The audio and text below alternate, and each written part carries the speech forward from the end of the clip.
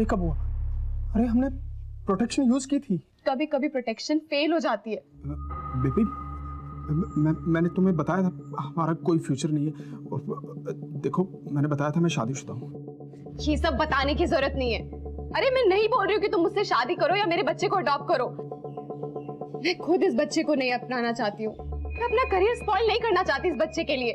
मैं सिर्फ इतना चाहती हूँ कि तुम मेरे साथ हॉस्पिटल चलो। अगर मैं अकेले जाऊंगी ना सिद्धार्थ, तो ये मेरे लिए बहुत बड़ी एम्बैरेसमेंट होगी। मैं बस तुमसे रिक्वेस्ट कर रही हूँ, बस एक बार ये अबॉर्शन हो जाए ना, उसके बाद देखते हैं हमारे रिलेशनशिप का क्या करना है।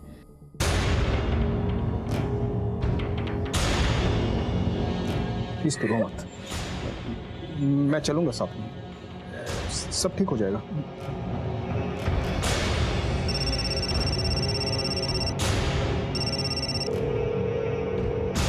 ये सिद्धार्थ फोन क्यों नहीं उठा रहे?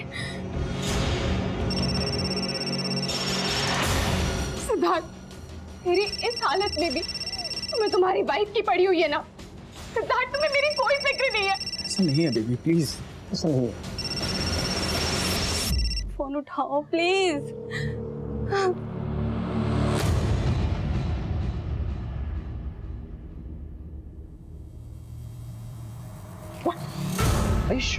हाँ सर, कमल ने ही मारा है मेरी बहन को।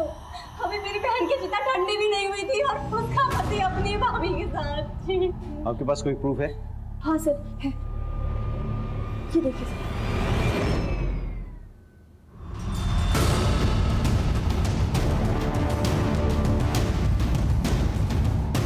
सर। मैंने कुछ नहीं किया सर। तेरे पवित्र रिश्ते की तो पोल खुल गई है। अपने बीवी बच्चों को क्यों मारा ये तू बताएगा या तेरी पूजनीय भाभी? मेरा यकीन कीजिए सर, हमने कुछ नहीं किया। कमीना है तो कमीना, क्या आती है मुझे तुझ पर? ऐसी घटिया हरकत करने के लिए तूने मेरी बहन और उसके बच्चों को मार दिया। छे सर, लेके जाइए इसे, लेके जाइए इसे। बच्चे को नहीं मारा, लगता है मैं अपने खुद के बच्चे को मारूंगा। छोड़ो मुझे, तो गलत फहमी हुई है। मेरी साली को मारा तूने? हाँ? मेरी साली को मारा तूने? अपने बच्चों को मारते हो, शर्म नहीं आई तुझे? यार साले छोड़ूंगा नहीं तुम दोनों को।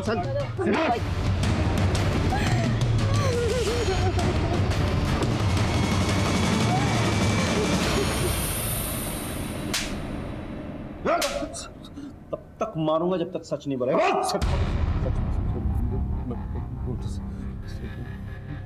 मैं सच कह रहा हूँ कि मैंने कुछ नहीं किया। अच्छा, मेरी भाभी के साथ मेरा गलत रिश्ता था, लेकिन वो भैया के गुजरने के बाद हमारी नजदीकियां बढ़ गई। तुम भी अब कल घर चले जाओगे, थोड़ा टाइम तो मेरे साथ बिताया करो। मैं तो हमेशा तुम्हारे साथ रहना चाहता हूँ। सच? भरोसा रखो। कमल की शादी हो गई, पर हमें तो एक दूसरे की आदत सी पड़ गई थी। बस हमने तय किया जैसे चल रहा है वैसे चलने देंगे, और हम छुप छुप के मिलने लगे थे। और तेरी बीवी को पता चल गया और तूने अपने बीवी और बच्चों को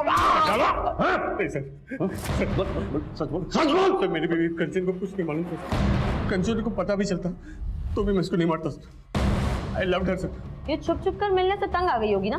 और वैसे भी अभी तो तू सिर्फ 40 साल की है ना, अपने देवर के साथ तो लाइफ आराम से सेट कर सकती थी, लेकिन कंचन और उसके बच्चों के रहते तो ये सब कुछ पॉसिबल नहीं था, और इसीलिए तुम दोनों ने मिलकर के कंचन और उसके बच्चों को मार डाला। नहीं, ये गलत है।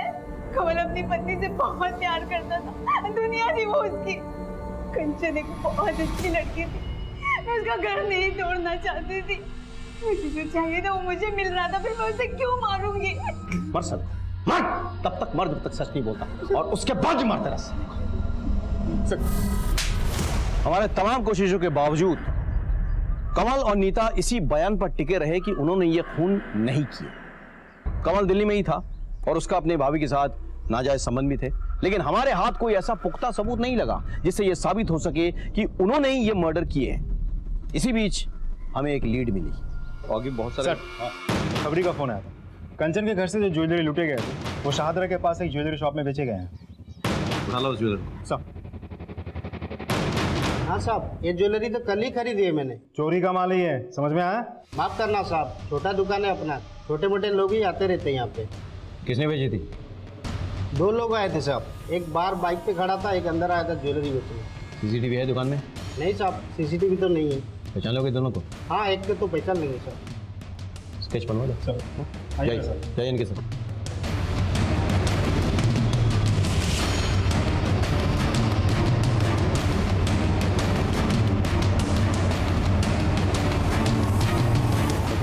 सर स्केच बन गया। तो हमारे सस्पेक्ट में से कोई भी नहीं। सर हो सकता है मामला सच में रॉबरी का हो और ये आदमी उसी गैंग का कोई हो। पर ये भी तो हो सकता है ना कि कमल ने इस आदमी को भेजा हो ज्वेलरी बेचने के लिए। तो एक काम करो, इस स्केच को तुम हर एक पुलिस स्टेशन में सर्कुलेट कराओ, पता करो ये कोई हिस्ट्री शीट है या नहीं, और अपने खबरियों को भी भेज दो। मुझे ये आदमी किसी भी हालत में चाहिए। सेकेंडली, कमल और नीता तो अपने साथी को जानते होंगे, तो उनको बुला। It's fine sir. Thank you.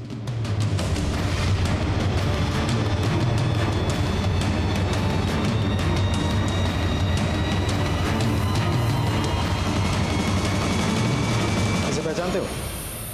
नहीं सर। आप? नहीं सर। इसे पहचानते हो आप? नहीं सर।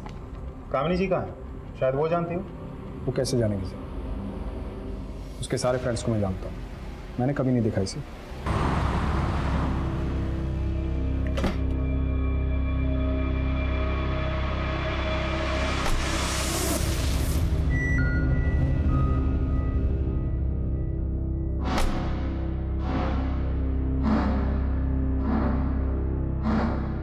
डॉक्टर, मुझे इसका ऑपरेशन करवाना है। हम दोनों ये बच्चा नहीं चाहते। ये आपकी पत्नी है? नहीं, ये मेरी गर्लफ्रेंड है। दरअसल क्या है ना, हम लिविंग रिलेशनशिप में रहते हैं, करियर की बात है। ओके, मैं कल के लिए बुकिंग ले लेता हूँ और आपको ना कुछ टेस्ट कराने पड़ेंगे। मिश्रा जी, ये टेस्ट करवा देना, ठीक है? आप लोग जाइए इनके साथ।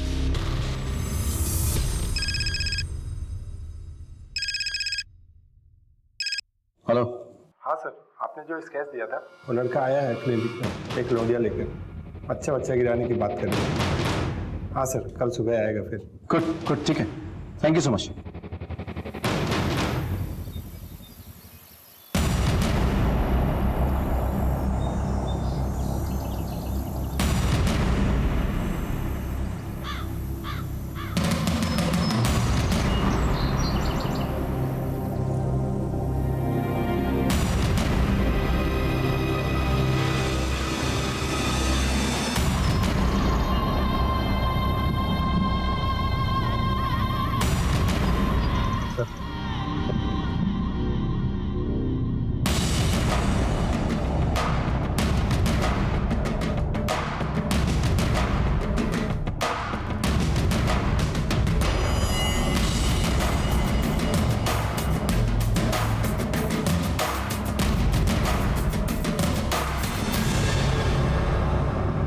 एक्सक्यूज मी,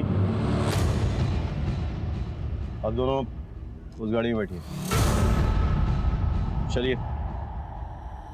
सर बात क्या है? चलिए, बाद में बताया जाएगा आपको। चलिए। कामिनी जी, बताइए, आपने ये क्यों किया, कैसे किया और किसके साथ मिलके किया? सर आप ये क्या कह रहे हैं? मुझे कुछ समझ में नहीं आ रहा है। और आप हमें यहाँ लेके क्यों आए हैं? सर ये सिद्धार्थ के दोस्त की गर्लफ्रेंड है और इसे अबॉर्शन कराना था। दरअसल सिद्धार्थ का दोस्त अपने गांव गया हुआ है, तो सिद्धार्थ ने मुझे बोला इसकी हेल्प करने के लिए। सर मेरा कोई अपना बच्चा नहीं है, तो बस मेरे मन में थोड़ा सा लालच आ गया था और मैंने रति को बोला कि वो इस बच्चे को रहने दे, और सर वो इस बात के लिए राजी हो गई। नहीं डॉक्टर, हम ये बच्चा चाहते हैं। ये तो अच्छी बात है, गुड डिसीजन। तो आप इनके बॉयफ्रेंड को जानती हैं? क्यों? अभी भी तो आपने कहा कि वो आपके पति का बहुत अच्छा दोस्त है। हाँ सर, वैसे तो नहीं जानती हूँ, बस उसका नाम जानती हूँ, रवि। इसे पहचानती है? हाँ सर, यही है रवि। सर रवि, गौतम और मेरे पति बहुत अच्छे दोस्त हैं। 11 जुलाई को मेरी कार चोरी हुई थी सर। लगता है ये गौतम वही है जिसके कार से एक्सीडेंट हुआ था। सर गौतम तो कामिनी जी, क्या आप जानती हैं जिस शख्स के गर्लफ्रेंड को आप हेल्प करने की कोशिश कर रही हैं उसका शायद डायरेक्ट ताल्लुक आपकी बहन के मर्डर से है। क्या? या जो गहने आपके बहन के घर से गायब हुए थे ना, उनको रवि नहीं बेचा है। तो कहाँ है तुम्हारा बॉयफ्रेंड? सर रवि मेरा बॉयफ्रेंड नहीं है। तो फिर कौन है वो हॉस्पिटल क्यों गया था? बच्चा किसका है ये? बोलना। बच्चा किसका है? सिद्धार्थ। क्या बकवास कर रही हो तुम? बकवास नहीं, मैं सच बोल रही हूँ। सिद्धार्थ ने मुझे बोला था कि वो मेरे साथ हॉस्पिटल नहीं जा पाएंगे, वो अपने किसी दोस्त को भेजेंगे और उन्होंने मुझे रवि से इंट्रोड्यूस कराया। मैं रवि के साथ क्लिनिक गई। देखा आपने कामिनी जी, जिस आदमी ने आपके साथ विश्वासघात किया अब उसी के नाजायज औलाद को अपना नाम देने की कोशिश कर रही थी। अब उसे कोई नहीं बचा सकता।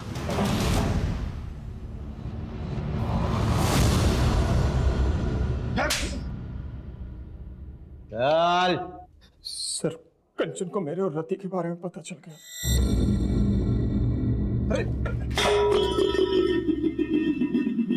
हाथ मत लगाइए मुझे। मैं आपको क्या समझती थी और आप क्या निकले? क्या हुआ? क्या बोल रही है तू? आप मेरी दी को चीट कर रहे हो और बोल रहे हो क्या हुआ? मैंने खुद अपनी आंखों से आपको उस लड़के के साथ देखा है। यहाँ पर मैं सारा दिन आपके नाम की माला जपते नहीं थकती कि मेरे जीजू वर्ल्ड के बेस्ट जीजू हैं, और आप एक घटिया इंसान निकले। शर्म आती है मुझे आपको जीजू कहते हुए भी। I'm sorry कंचन, माफ कर दो मुझे। तुम्हें पता है ना मैं तुम्हारी दीदी से कितना प्यार करता हूँ। तो वो लड़की तो ऐसे ही है, कभी नहीं मिलूंगा उससे, प्रॉमिस। प्लीज दीदी को मत बताना तुम्हारी। और मैं आपको लास्ट वार्निंग दे रही हूँ, अगर मैंने दोबारा आपको उस लड़की के साथ देखा ना तो मैं पुलिस में कंप्लेंट कर दूंगी। मैंने उसे समझाया था किसी को कुछ मत बताना, और वो अपनी बहन को बहुत प्यार करती थी। मुझे लगा कभी ना कभी उसे कुछ कर दे। मैंने सोचा मैं उसे मार देता। फिर मैंने गौतम की हेल्प ली और गौतम ने अपनी गाड़ी चोरी होने की झूठी रिपोर्ट ली।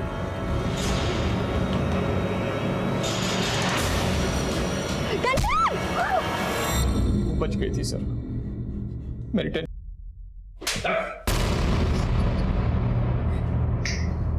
चलो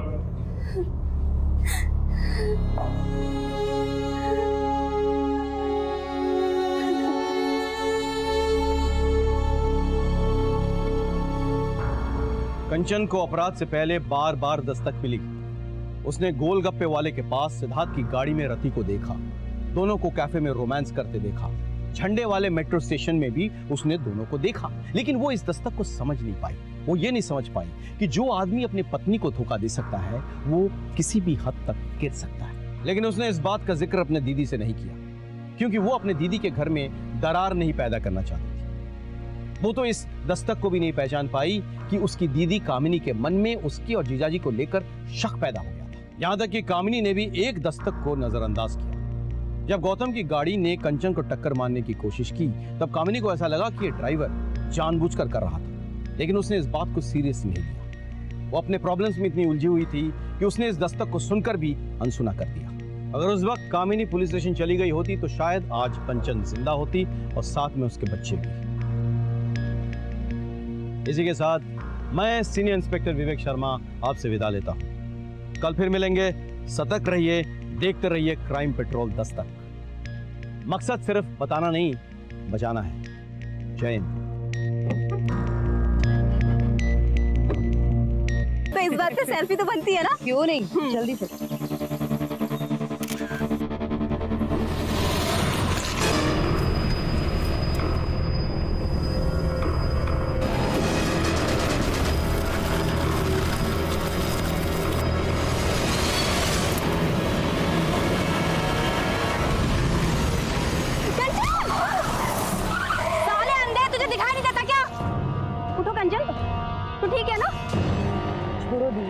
पता नहीं आजकल के ड्राइवर कौन दे देता है इनको ड्राइविंग लाइसेंस। अब ये भी जो आपने देखा वो किसी के साथ भी हो सकता है। नमस्कार, मैं सीनियर इंस्पेक्टर विवेक शर्मा और स्वागत है आपका क्राइम पेट्रोल दस्तक में। हमारे साथ ऐसे तरह तरह के एक्सीडेंट्स होते रहते हैं, रोज ऐसी कितनी खबरें आती हैं, लेकिन क्या यह महज एक्सीडेंट था? यह भी तो हो सकता है कि यह कोई हादसा ना होकर कोई सोची समझी साजिश हो, या फिर आने वाले अपराध की दस्तक।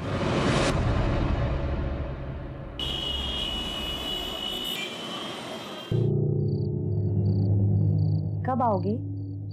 अरे कानपुर तो जा रहा हूँ मैं, 3 दिन में वापस आ जाऊंगा। वो शर्ट मत रख, टाइट हो गई है। जीजू को देखो, रोज सुबह उठकर जॉगिंग करने के लिए जाते हैं।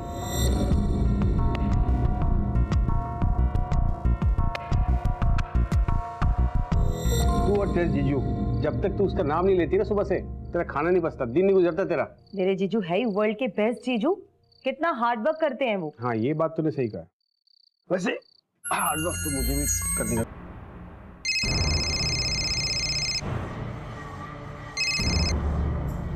हाँ सुनीता, बोल। कंचन, हम लोग सनशाइन कैफे में बैठे हैं, जल्दी आ जा।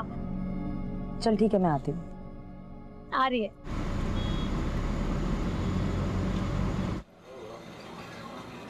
हाय। हाय, कैसी हो? तो क्या गॉसिप हो रही है यहाँ? किसी किसी की लाइफ में कितना स्पाइस होता है, हनीमून पीरियड खत्म ही नहीं होता है। नहीं, किसका हनीमून पीरियड नहीं खत्म हो रहा है? वो देखना कपल तेरे पीछे।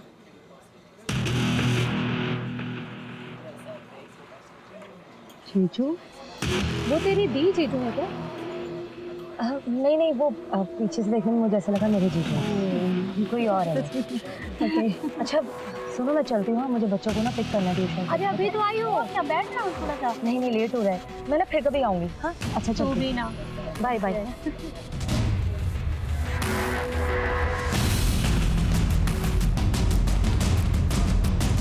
Excuse me.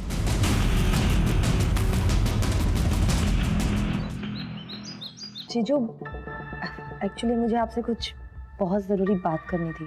क्या हुआ कंचन को? आओ मैं बात करती हूँ। क्या हुआ तुझे? नहीं दीदी, कुछ नहीं, मैं बाद में बात करती हूँ। हाँ हेलो कंचन, काट दिया। थोड़ी परेशान लग रही थी। चलो ना, चल के देखते हैं। नहीं, मुझे अर्जेंट काम है, मुझे जाना है। तू चली जा। वो मेरी बात सुनती ही कहाँ है? सारी बातें तो वो आपसे शेयर करती हैं, और वैसे भी वर्ल्ड के बेस्ट जीजू जो हो आप। अरे यार, अर्जेंट काम है मुझे, तू चली जा। अच्छा सुन, वो डिनर मत बनाना, लेट हो जाऊंगा आने।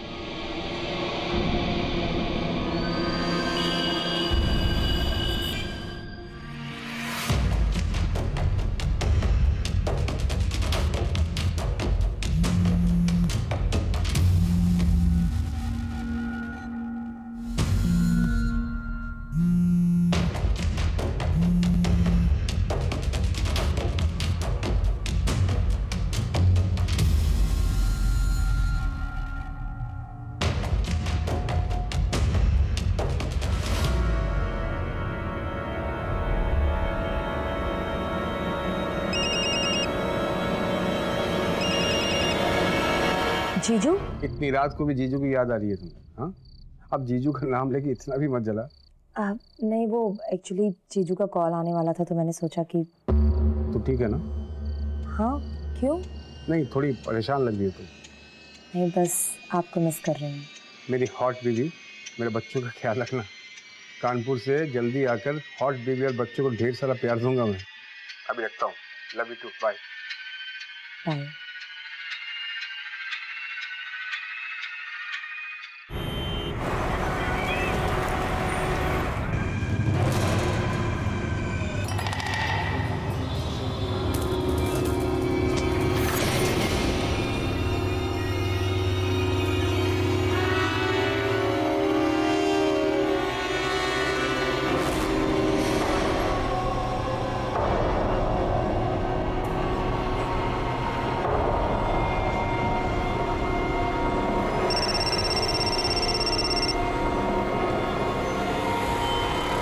हेलो जीजू, कहाँ हैं आप? ऑफिस में। अच्छा, आप घर आ जाइए, मुझे आपसे कुछ ज़रूरी बात करनी है। बच्चे कहाँ हैं? बच्चे ट्यूशन गए हैं। बाय।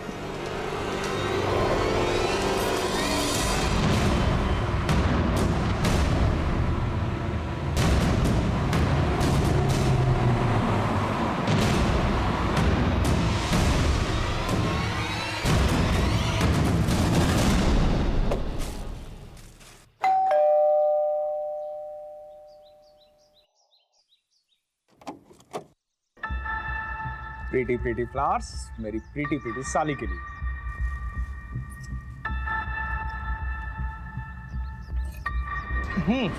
बोल। मैं चाय बना के लाती। अरे तुम्हारे हाथ की अदरक की चाय। सुन ना, मैं हेल्प करता हूँ। भाई मेरी साली और उसके हाथ की चाय, दुनिया में इन दोनों का कोई मुकाबला नहीं है। चाय पत्ती, हाँ चाय पत्ती, चीनी, पता है तुम्हें, वो तो तुम्हारी दीदी पहले मिल गई। तुम्हारी दीदी पहले नहीं मिलती ना, तो शादी तो मैं तुमसे कर। हाँ मिल्क, ये रहा मिल्क, ये लो। तो ठीक तो है ना?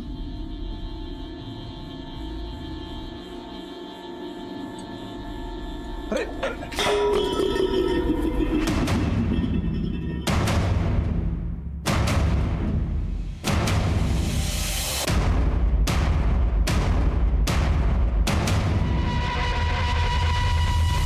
I'm sorry.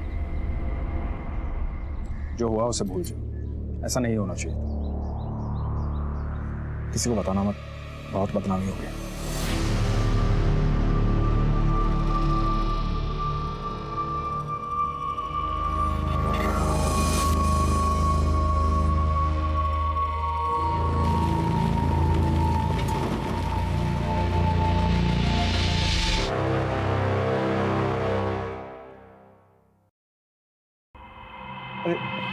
वो बिजनेस का कुछ काम आ गया था इसलिए। तुम भी ना, अब कल घर चले जाओगे, थोड़ा समय तो मेरे साथ बिताया करो। मैं तो हमेशा तुम्हारे साथ रहना चाहता हूँ। सच।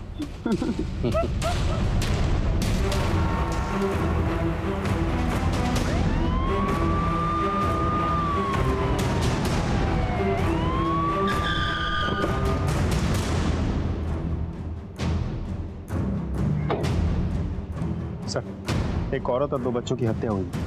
हस्बैंड घर पे ही है।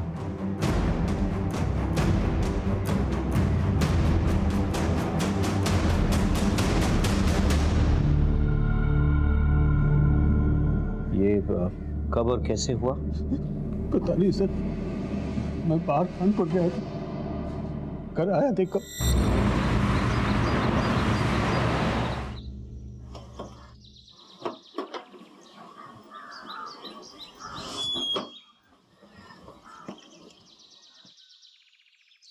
सुबह सुबह ही कहाँ चलेगी? कंचन कहाँ हो?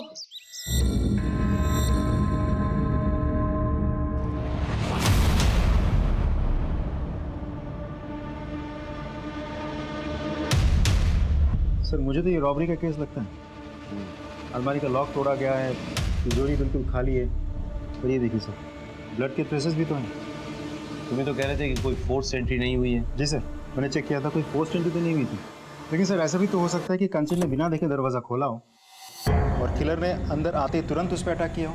क्योंकि जिस तरीके से कंचन की बॉडी नीचे दरवाजे के बिल्कुल पास पड़ी और ब्लड के ट्रेसेस भी दिख रहे हो, इससे ये बात तो साफ हो जाती है कि किलर ने उसे दरवाजे के आसपास ही कहीं मारा। काम करो, फॉरेंसिक से कहो कि अलमारी से ब्लड सैंपल्स और फिंगरप्रिंट्स कलेक्ट करें। सब। अच्छा, ऊपर वाले अलमारी में कोई कैश ज्वेलरी वगैरह कुछ था क्या? 2-3 लाख रुपए कैश और 3 लाख के गहने भी थे। कुछ भी नहीं। ज्वेलरीज की फोटोग्राफ्स हैं आपके पास? इनसे ज्वेलरीज की फोटोग्राफ्स कलेक्ट कर लेना। हाँ टाइम से। विनीत, फॉरेंसिक के बाद तुरंत बॉडी पोस्टमार्टम के लिए भेजो। हाँ सब। मैं ये कह रहा था कि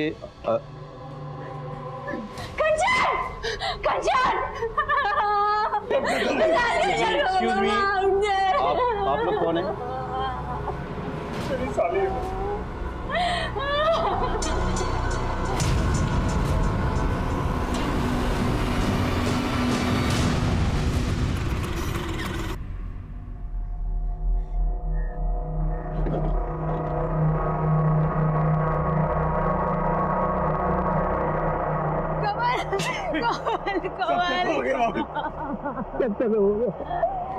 कंचन बच्चे सब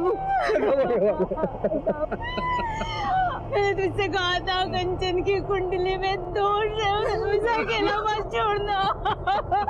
तूने एक बात नहीं मानी। कामिनी भाभी संभालिए अपने आप को। भाभी नीता भाभी है, नीता भाभी।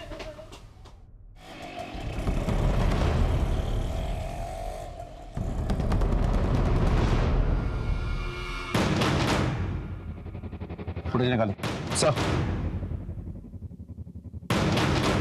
कंचन को अपराध की दस्तक मिली थी पर उसने नहीं सुनी, जान गंवा बैठी और साथ ही साथ उसके 2 मासूम बच्चे भी मारे गए। इनिशियल इंक्वायरी में हमें फैमिली में कोई प्रॉब्लम नहीं दिखी, हमें लग रहा था कि यह कोई लूटपाट का केस है। ऐसे में कुछ नए एविडेंसेस हमारे हाथ आए। सर, फॉरेंसिक और पोस्टमार्टम रिपोर्ट आ गई है। तीनों के स्कल में फ्रैक्चर है सर पे किसी भारी चीज से मारा गया। तो सर घर में मुझे कोई सस्पिशियस फिंगरप्रिंट नहीं मिले, लेकिन हाँ सर, ये घर के बाहर की जो फुटेज है यहाँ मुझे कुछ सस्पिशियस लग रहा है। मैं आपको फुटेज दिखाता हूँ।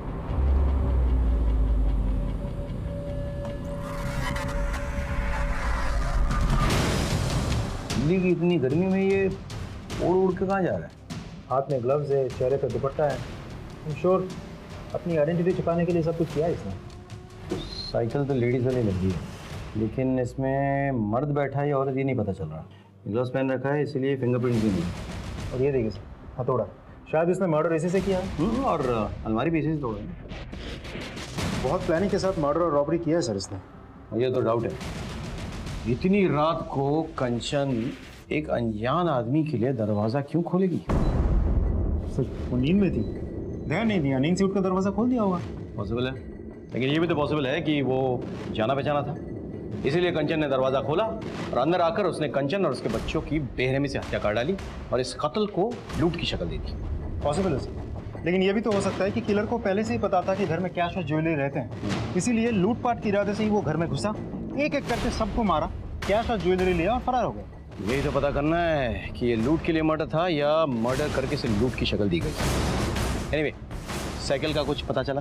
सर मैंने सारी फुटेज चेक की, लेकिन कंचन के घर से 2 गली तक ही फॉलोअप कर पाए, फिर साइकिल कुछ पता नहीं सर। अंजना तुम एक काम करो, वो एरिया के आसपास भी चेक करो, हो सकता है वहाँ से कुछ पता चले। ओके, देखना यह है कि कंचन की किसी से दुश्मनी थी या नहीं।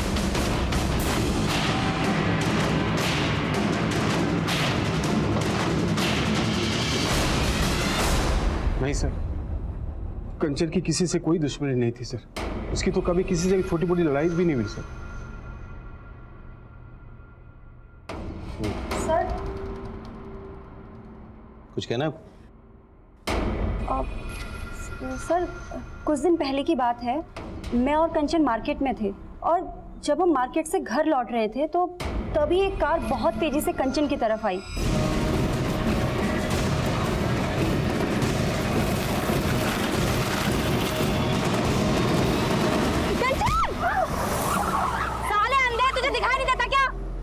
उठो कंचन। सर मैंने कंचन को अपनी तरफ खींच लिया, लेकिन मुझे ऐसे लगा जैसे वो कार उसे जानबूझकर टक्कर मारना चाहती थी। ये एग्जैक्टली किस एरिया में हुआ? वसंत कुंज के एरिया में। विनीत सर, वसंत कुंज एरिया के सारे सीसीटीवी चेक करो, मुझे फुटेज चाहिए। Thank you so much.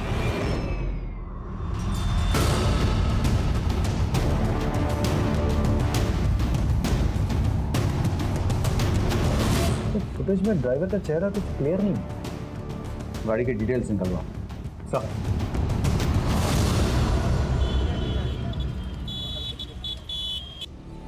Sir, हमारी टीम को एक ग्रेटर कैलाश में एक लवारिस लेडी साइकिल मिली है जो सीसीटीवी फुटेज से बिल्कुल मैच करती है। पता चला किसकी? नहीं सर, बहुत कोशिश की पर कुछ पता नहीं चला। सर सीसीटीवी में जो गाड़ी है उसके ओनर का पता चल गया। गाड़ी किसी गौतम के नाम पर रजिस्टर्ड है। बुलाओ।